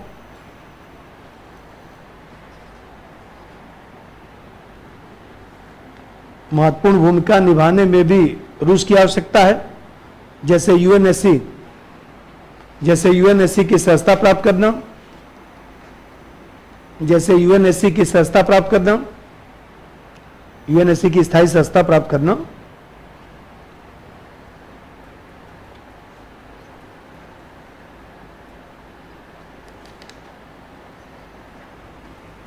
अब फिर आप देख रहे हैं कि रूस खनिज तत्व रखता है, कच्चा हीरा रखता है, तमाम चीज रखता है। तो हम लोग के यहाँ जो है मान लीजिए हीरा उद्योग रूस के कारण ही तो इतना फल फूल रहा है। तो हम लोग उससे कच्चा हीरा लाकर अपने यहाँ जो है मान लीजिए देखते हैं गुजरात की कंपनियां, एक से एक कंपनियां हैं, तो कहीं ना कहीं कच्चा हीरा लाकर हम लोग उसको जो है वो कटिंग वटिंग करा उड़ाकर जो है पूरे विश्व में नीरव मोदी जैसे लोगों को पैदा कर सकते हैं। तो मान लीजिए हमें कहते हैं कि इस तरह से कम उसके पास जो संसाधन है उसका लाभ उठा सकते हैं। और सबसे बड़ी बात है कि जब आप शक्तिशाली देश के साथ रहते हैं, संबंध रहता है, तो उस तरह की मनोवृत्ति भी बनती है। एक मनोवृत्ति की भी बात है कि भाई हमें कहते हैं आप रूस के साथ हैं तो उस तरह का सोच रखे। देखिए रूस यूक्रेन पर आक्रमण कर दिया, रूस का क्या बिगड़ा है? कुछ नहीं, क्या बिगड़ा उसका? लोग कहते थे रूस बर्बाद हो जाएगा, रूस की अर्थव्यवस्था बर्बाद हो जाएगी, रूस पूरे विश्व से कट जाएगा। क्या कटा और क्या बर्बाद हुआ? कुछ नहीं हुआ। भारत का हौसला बुलंद हुआ है ना कि हम पीओके पर आक्रमण करके कहीं कहीं पीओके मिला लेंगे, कुछ होने वाला है नहीं, इसलिए उसकी तैयारी अब करनी चाहिए, समय आ गया है। अब देखते हैं चीन जैसा देश जो है ताइवान पर आक्रमण करने के लिए परेशान चल रहा है कि ताइवान पर आक्रमण करके ताइवान को मिला उला के खत्म। तो ताइवान को मिला सकता है तो हम भी तो पीओके को मिला सकते हैं। इतना दबने से क्या काम चलेगा? जब रूस जैसा देश जो है यूक्रेन पर आक्रमण करके कुछ नहीं हुआ, नाटो कुछ नहीं कर पाया, तो हम लोग को महाशक्ति बनना है तो ऐसी मनोवृत्ति तब विकास करना पड़ेगा ना। डर डर के कब तक विश्व में जिएंगे? छोड़िए, एक पॉइंट और लिखिएगा। अब चलिए उधर रूस की आवश्यकता,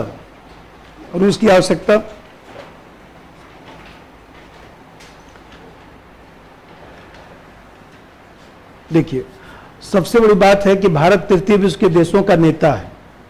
कम से कम भारत कुछ बोलेगा तो मान लीजिए दक्षिण एशिया के देश हैं, चाहे अफ्रीका के देश हैं, ये सब हम यहाँ मिलाते हैं। तो इसलिए रूस जो है, रूस भारत से संबंध बनाकर अमेरिकी प्रभुत्व को कम करना चाहता है। इसीलिए रूस भी देखिए, चीन है, भारत है, तमाम देशों से अपना संबंध बना के रखा है। तो कहीं ना कहीं रूस की भी मजबूरी है कि अमेरिका को काउंटर करना है तो भारत और चीन उनको सबको साथ लेकर चलना पड़ेगा। नंबर एक, भारत तृतीय विश्व के नेता के रूप में है, रूस की आवश्यकता। नंबर एक, भारत तृतीय विश्व का नेता है,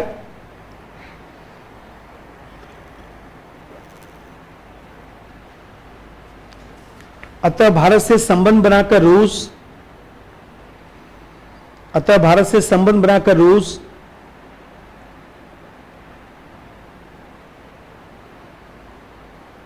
अमेरिकी प्रभुत्व को कम कर सकता है, अमेरिकी प्रभुत्व को कम कर सकता है।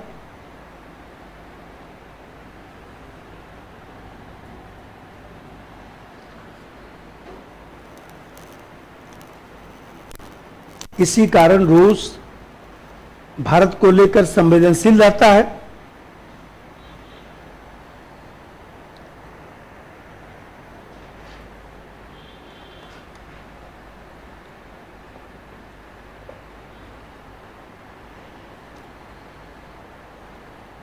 हम कहते हैं, आपको ध्यान होगा कि जब भारत अमेरिका से संबंध बनाता है, जब भारत जो है वो देखा जाए तो मान लीजिए कोई ऐसा हथियार जो अमेरिका से लेता है, फ्रांस से लेता है और रूस के पास रहता है और भारत बातचीत नहीं करता है, तो रूस देखिए नाराज भी होता है।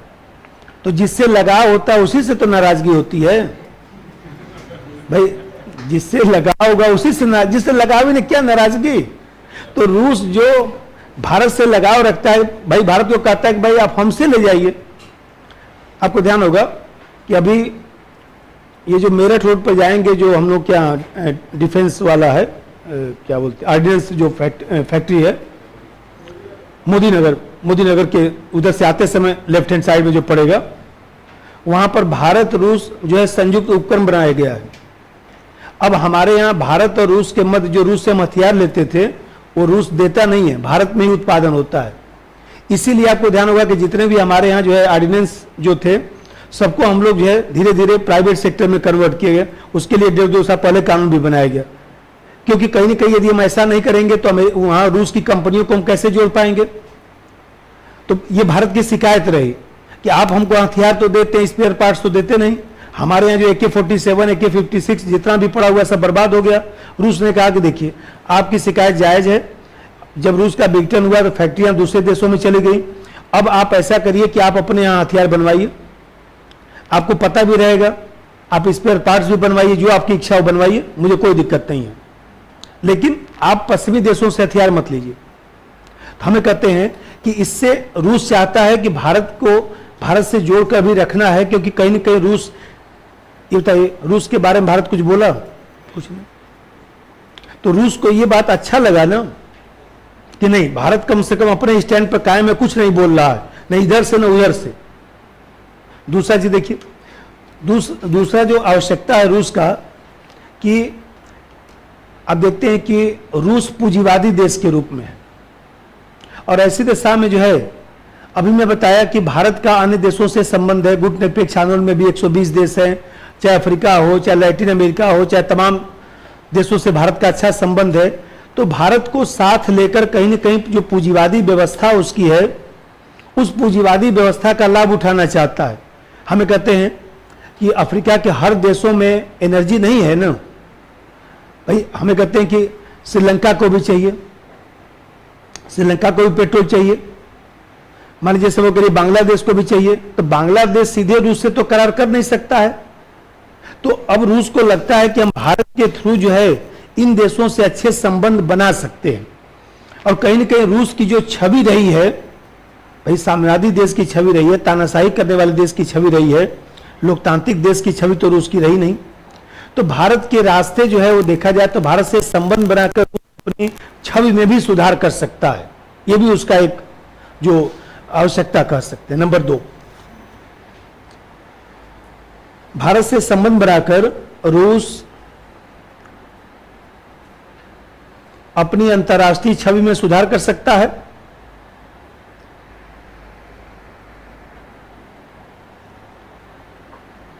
अपनी अंतर्राष्ट्रीय छवि में सुधार कर सकता है।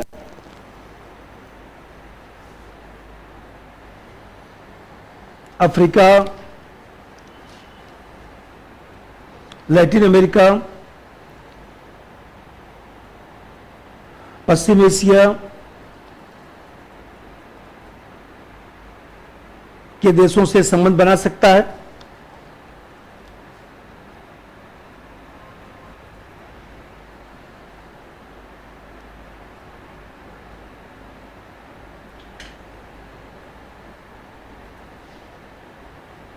अब यह देखिए, वर्तमान समस्या भी रूस में डेमोग्राफिक समस्या चल रही है, बूढ़े लोगों की संख्या वहां बढ़ रही है, जैसे जापान में बूढ़े लोगों की संख्या बढ़ रही है। तो आप देखते हैं कि भारत में 60% नवयुवक मंगल दल है। तो मान लीजिए 60% जो युवा वर्ग है भारत में, अभी रिपोर्ट पढ़े होंगे। देखिए IR का मतलब ये मत समझिए कि केवल बस IR कोई IR, तो मान लीजिए उसमें इकोनॉमिक्स है, उसमें तमाम चीजें हैं, सब जोड़ घटा के लिखना होता है। हम भी वही काम करते हैं, आप लोग भी जोड़ना घटाना जानेंगे तो और गुणवत्ता बढ़ेगी। तो आप देखते हैं कि मान लीजिए भारत में युवा लोग हैं, नौकरी मिल नहीं रही है। अब रूस सोचता है कि भारत से हम संबंध बनाएंगे तो भारत में इंजीनियर की कमी नहीं है, बीटेक करने वालों की कमी नहीं है। जब बीटेक वाले लोग पुलिस बन रहे हैं तो सोचिए बीटेक करने वालों की संख्या कितनी है, अंदाजा लगाइए। तो आप देख रहे हैं इन लोगों को ले जाकर जो है वहां पर जो है कम से कम नौकरी करवा सकता है, क्योंकि रूस का एक चिंता है कि रूस में चीनी लोगों की संख्या बढ़ रही है और रूस चीनी लोगों पर विश्वास नहीं करता है, क्योंकि चीन का यही फंडा है कि जहां चीनी लोग वहीं चीन। तो मान लीजिए जहां चीनी लोग जाएंगे वहीं पर चीन बन जाएगा। तो ऐसे लोगों को लाने से क्या फायदा? भारत तो कभी नहीं कहेगा ना कि हम रूस को मिलाएंगे। इसलिए वो अपनी राष्ट्रीय सुरक्षा को ध्यान में रखते हुए भारत से संबंध बनाकर, तभी तो आपको ध्यान होगा पुतिन साहब जब आए थे तो उन्होंने शिकायत किया। उन्होंने कहा कि भाई देखिए 1990 से पहले आपके यहाँ यूनिवर्सिटी में जो है वो देखा जाए तो रूसी भाषा पढ़ाई जाती थी, आपने सब बंद करवा दिया है, दोबारा खोल दिया गया डिपार्टमेंट। दोबारा रूसी भाषा का डीयू में हो, जेएनयू में हो, इलाहाबाद यूनिवर्सिटी हो, बनारस हो, सब जगह जो है अब रूसी भाषा के लिए डिपार्टमेंट अलग से बन गया कि भाई कुछ लोग रूसी भाषा सीखेंगे, जानेंगे, तभी तो हमारा नागरिक संबंध मजबूत होगा। तो ऐसी दशा में देखा जाए तो भारत के से संबंध बनाकर भारत का जो सेवा क्षेत्र मजबूत है उस सेवा क्षेत्र का लाभ उठा सकता है। नंबर 3, रूस भारत को सहायता देकर भारत के सेवा क्षेत्र का उपयोग करना चाहता है। भारत के सेवा क्षेत्र का उपयोग करना चाहता है।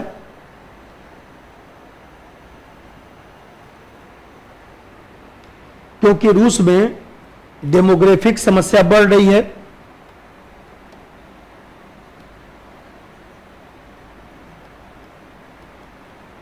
रूस में डेमोग्राफिक समस्या बढ़ रही है।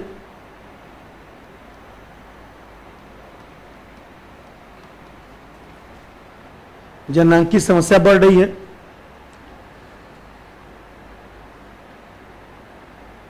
ब्रैकेट में वृद्ध लोगों की संख्या ज्यादा हो रही है। वृद्ध लोगों की संख्या ज्यादा हो रही है।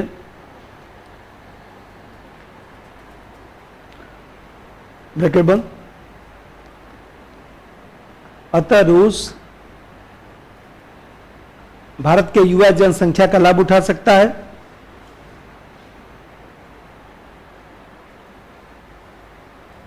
भारत के युवा जनसंख्या का लाभ उठा सकता है।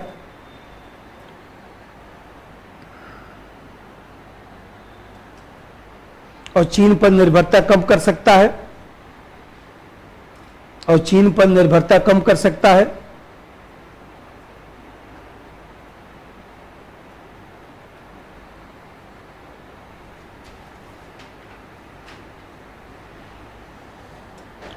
देखिए भारत की मजबूरी नहीं है, रूस भी तो भारत को लेकर जो है अंतर्राष्ट्रीय संस्थाओं का लोकतांत्रिकीकरण करने की बात करता है कि जब होता है रूस को G7 में शामिल सब करते हैं, जब होता है तब निकाल देते हैं। आपको ध्यान होगा कि रूस WTO का सदस्य कब बना? 1999-2000 के आसपास। 2000 नहीं, 2011। चीन 2000 में बना। तो आप देख रहे हैं कि रूस कहता है कि भाई WTO जब बना तो हम भी पूंजीवादी देश थे, हमको क्यों नहीं सदस्य बनाया गया? तो रूस को यह है कि ये सब अंतर्राष्ट्रीय संस्था जो है पश्चिमी देशों के कब्जे में ज्यादा है, इसलिए पश्चिमी देशों के कब्जे से इसको बाहर निकालना है और कहीं न कहीं अपने कब्जे में लाना है, जिसमें चीन और रूस का प्रभाव ज्यादा रहे। तो भारत इसमें सहयोग कर सकता है। नंबर 4, रूस भारत को साथ लेकर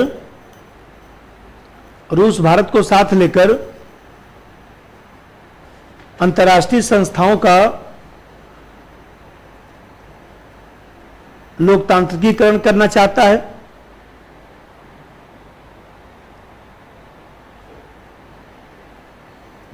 रूस भारत को साथ लेकर अंतर्राष्ट्रीय संस्थाओं का लोकतांत्रिकीकरण करना चाहता है।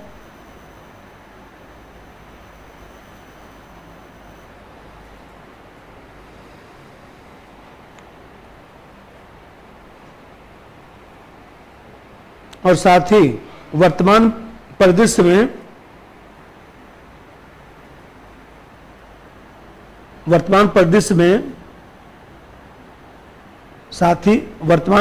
में भारत जैसे देशों को लेकर अमेरिकी प्रतिबंध को निष्प्रभावी करना चाहता है।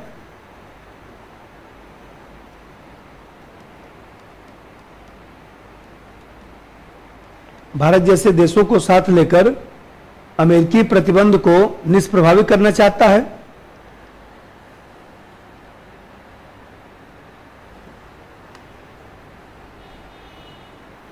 अमेरिकी प्रतिबंध कमजोर। भाई ये बताइए, अमेरिका ने सब प्रतिबंध तो लगा दिया है, लगा दिया ना, कि रूस से कोई तेल नहीं लेगा, ये वो सब देश भर का प्रतिबंध। क्या हुआ? कुछ नहीं हुआ। भारत भी कह दिया कि भाई ये बताइए, यूरोप के देश तेल ले रहे हैं, और जितना ये लोग जो है देखा जाए तो एक दिन में लेते हैं, हम एक महीने में लेते हैं, हम कौन सा गुनाह कर रहे हैं? हम अपने देश के लिए, हम संप्रभु देश हैं, तेल लेंगे तो आपसे पूछ के थोड़ा लेंगे। अब क्या रह गया अमेरिका का? डॉक्टर जयशंकर साहब ने कहा ना यही बात, तो हमें कहते तो ये ताकत हमको कहने का कहां से मिला? रूस से संबंध बना के मिला ना, कि रूस और चीन से हमारे उतने संबंध खराब नहीं है कि हम अमेरिका के दबाव में आ सकें। और रूस को भी ये ताकत मिला कि जितना प्रतिबंध लगाना वो लगाते रहिए, और प्रतिबंध छूट गया हो तो हम बता दें, आपके प्रतिबंध का कोई फर्क नहीं पड़ेगा। तो हमें कहते हैं कि रूस के प्रतिबंध, अमेरिका ने प्रतिबंध लगाया तो क्या कुछ नहीं हुआ। और सबसे बड़ी बात है कि अभी बताया कि रूस का जो नया संविधान है पूंजीवादी अर्थव्यवस्था रखता है, तो पूंजीवादी अर्थव्यवस्था के लिए बाजार चाहिए। अब भारत में बाजार की कमी तो है नहीं, तो ऐसी दिशा में देखा जाए तो भारत का बाजार के रूप में प्रयोग कर सकते हैं। एक पॉइंट लिखिए, नंबर 4, रूस का नया संविधान पूंजीवादी अर्थव्यवस्था रखता है। रूस का नया संविधान पूंजीवादी अर्थव्यवस्था रखता है, पूंजीवादी अर्थव्यवस्था रखता है।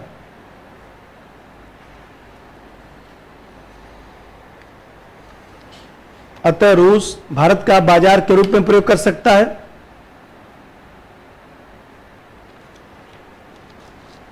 बाजार के रूप में प्रयोग कर सकता है।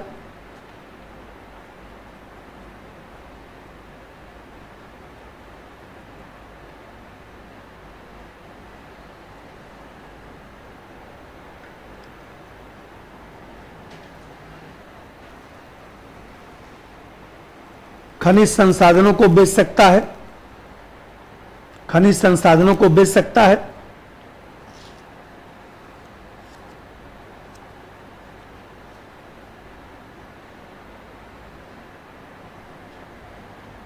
खनिज संसाधनों को बेच सकता है, जैसे कच्चा हीरा,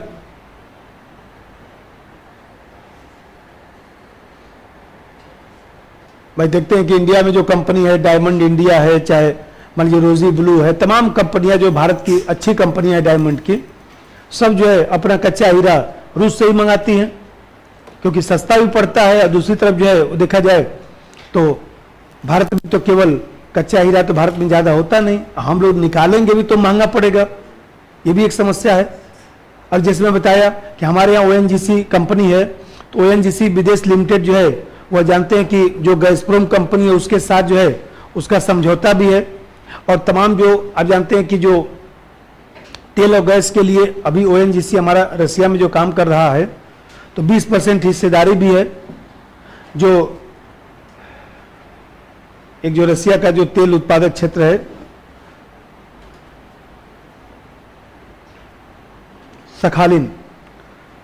सकलेन जिसको बोलते हैं, तो सकलेन जो प्रोजेक्ट है वो बेल्ट है सकलेन, तो जो सखालिन जो बेल्ट है उस बेल्ट में 20% की हिस्सेदारी भी ONGC ने ले रखा है। और सबसे बड़ी बात है कि ये बताइए, अमेरिका हम लोग को न तो सुपर कंप्यूटर दिया, अमेरिका न तो उपग्रह में कोई साथ दिया, न तो कुछ किया, ये भारत को पता है। और अंतरिक्ष में रूस जो है अमेरिका से कम नहीं पड़ेगा। तो आप देख रहे हैं कि इसरो का वहाँ का जो ग्लोनास जो कंपनी है, वहाँ की जो अंतरिक्ष कार्यक्रम ग्लोनास है, उसको रूस के अंतरिक्ष कार्यक्रम को ग्लोनास कहा जाता है। तो रूस का ग्लोनास के साथ समझौता हुआ है, और रूस भी संघीय व्यवस्था है। तो रूस जो संघीय व्यवस्था है, रूस का नया संविधान जो है संघीय व्यवस्था है, वहाँ पर छोटे छोटे प्रांत हैं, उनको ज़्यादा अधिकार नहीं है। तो आप जानते हैं कि जो रूस का सेंट्रल जो स्पेस कंपनी है, उसको कहा जाता है टास्कास मास। तो जो टास्कास मास है, हाँ वही टास्कास मास, तो टास्कास मास जो है उसके साथ भी जो है इसरो का समझौता हुआ है। अब फिर आप लोग जैसे पेपर में पढ़ते होंगे कि देखिए रक्षा जो हमारा उद्योग है, उस रक्षा उद्योग में चाहे टैंक को ले लीजिए, T-90 जो हमारे पास टैंक है, चाहे मान लीजिए INS विक्रमादित्य जो हमारा इतना बड़ा वहीं से हम लोग ने लिया है, या मान लीजिए ब्रह्मोस को लीजिए, ये सब हमने रसिया से ही तो लिया है। और सबसे बड़ी बात है कि रसिया जो है वो देखा जाए तो जो संयुक्त उपकरण जो लगा रहा है, एक अभी पिछले साल जो आया था कामोव 260, तो उसके लिए भी तो समझौता हुआ था। तो आप देख रहे हैं कि ये जो भारत और रूस की आवश्यकता है वो एक दूसरे के पूरक है, कि भाई हमारी आवश्यकता जैसे रक्षा उद्योग है उसमें मान लीजिए आधुनिकीकरण करना है, या मान लीजिए सबों के लिए कि हम लोग जो है भारत जो सेवा क्षेत्र है भारत का, चाहे रसिया उपयोग करे, इस सब आपस में जो आवश्यकता है उसके कारण हमारा संबंध मजबूत बन रहा है। इसको यहीं पे छोड़िए। अब देखिए जो आजकल जो प्रश्न आते हैं जीएस में वो मुद्दों पे आते हैं, इसलिए बहुत ज्यादा जो है तथ्यात्मक मत याद करिए। जिसमें बताया कि जो 1971 की जो परमाणु संधि थी उस पर चर्चा करना है, यूक्रेन संकट पर थोड़ा चर्चा करना है, या इसी प्रकार से जो है जो मुद्दे चल रहे हैं उन सब मुद्दों से प्रश्न आता है। तो बहुत परंपरागत पढ़ने से जीएस से फायदा नहीं है, ये ध्यान रखिएगा। कहानी सुनाने का तो जब कहेंगे तब सुना दूंगा, कोई दिक्कत नहीं। और 1990 से पहले जो हमारा संबंध था वो हमारा संबंध मधुर नहीं था, ऐसे बोल देता हूं, उस दिन बोला भी था शायद कि 1990 से जैसे मान लीजिए हम लोग आज़ाद हो गए, आज़ादी के बाद जो है शुरुआती दौर में आप जानते हैं कि हमारे संबंध बहुत मधुर नहीं बन पाए, क्योंकि आज़ादी के बाद हम लोग जो है वो देखा जाए तो हम लोग का झुकाव पश्चिमी देशों के प्रति ज़्यादा था, इसलिए हम लोग का पश्चिमी देशों और अमेरिका से थोड़ा बहुत संबंध बना। लेकिन आप जानते हैं कि जब चीन युद्ध हो गया, चीन युद्ध में रसिया ने भी सहायता नहीं किया और चीन युद्ध में किसी देश ने कुछ नहीं बोला, तो भारत ने अपनी विदेश नीति में परिवर्तन कर लिया। अब भारत की जो आदर्शवादी विदेश नीति थी उसकी जगह पर भारत जो है यथार्थवादी विदेश नीति को बढ़ावा देना शुरू कर दिया। तो आप देखते हैं कि 1961-62 के बाद ये जो विदेश नीति में व्यापक परिवर्तन आया, तो हम लोगों ने जो है वो देखा जाए तो ये सोचा कि अब वैचारिक आधार पर कि हम गुटनिरपेक्ष आंदोलन के देश हैं, न हम अमेरिका से संबंध बनाएंगे न सोवियत संघ से संबंध बनाएंगे, इस तरह से तो हम बर्बाद हो जाएंगे, भारत का अस्तित्व ही खत्म हो जाएगा। अरे चीन से युद्ध हारने के बाद एक तरह से कह सकते कि कितना भारत की साख प्रभावित हुई थी। नेपाल भूटान जैसे देश भी हम लोग को शंका की निगाह देखते थे, बड़ा बेकार देश है, चीन से भी हार गया। हमें कहते हैं भारत की साख प्रभावित हो गई। अब भारत ने विदेश नीति में परिवर्तन कर लिया और विदेश नीति में परिवर्तन करके यथार्थवादी विदेश नीति का प्रयोग करना शुरू कर दिया। और आप देख रहे हैं कि विश्व में घटनाक्रम भी बदल गया। उस दिन मैं समझाया था कि भाई आप देख रहे हैं कि विश्व का जो 3 घटनाक्रम है, एक तो चीन और यूएसएसआर के मध्य जो है दूरी बढ़ गई। जब सोवियत संघ ने जब परमाणु बम चीन को दे दिया तो चीन और सोवियत संघ के मध्य दूरी बढ़ गई। सीमा विवाद उन सबों का भी चलता है, रूस और सोवियत संघ का सीमा विवाद था, रूस के साथ भी अभी भी चलता है। एक तो घटना ये विश्व में घटा। दूसरी घटना विश्व में ये घटी कि कहीं न कहीं निक्सन डिप्लोमेसी का प्रयोग किया गया। तो देखते हैं कि निक्सन जो डिप्लोमेसी का प्रयोग किया गया, निक्सन कूटनीति का जो प्रयोग किया गया, लिखिए मत, कोई फायदा नहीं, निक्सन कूटनीति का जो प्रयोग किया गया, इसका मतलब होता है कि अमेरिका भी अब वैचारिक आधार पर संबंध न बनाकर तथ्यात्मक और आवश्यक चीजों को देखते हुए संबंध बनाना शुरू कर दिया। इसको निक्सन डिप्लोमेसी कहा जाता है। तो निक्सन डिप्लोमेसी के तहत अमेरिका का झुकाव जो है चीन की तरफ हो गया। एक तो ये घटनाक्रम विश्व में बदल गया। और तीसरा घटनाक्रम ये हुआ कि नाम की प्रासंगिकता कमजोर होने लगी, गुटनिरपेक्ष आंदोलन ही कमजोर होने लगा। अब भारत अकेला पड़ गया। अब भारत को पता चल गया, भारत परीक्षा में फेल हो गया, भारत जो है देखा जाए तो चीन से युद्ध में हार गया। तो हार गया, तब ये जो परिस्थिति बना, अब इस परिस्थिति के कारण क्या होगा? भारत और यूएसएसआर संबंध मजबूत ही तो होगा। भाई सीधा सा बात, मैं आप लोग बताया था कि आईआर को साइंस के हिसाब सोचिए कि ये जो परिस्थिति है, इस परिस्थिति में होना क्या था। रूस सोवियत संघ भारत की तरफ देखने लगा, भारत भी सोवियत संघ की तरफ देखने लगा। अब बस 1971 में जो है वो देखा जाए तो संधि हो गया। इंदिरा गांधी ने इसका फायदा उठाया कि समीकरण बदला है, बस इस समय हमको संधि करना है। तो चूंकि आप जानते हैं हैं कि 1971 के बाद 50 साल संधि का पूरा हुआ है, अब 2021 में पूरा हुआ है, उसके बाद अब 2022 मान लीजिए चल रहा है, तो अभी तो क्वेश्चन आया नहीं है। सब्सक्राइब कीजिए हमारे चैनल को और बेल आइकॉन को दबाइए हमारी लेटेस्ट वीडियो सबसे पहले देखने के लिए।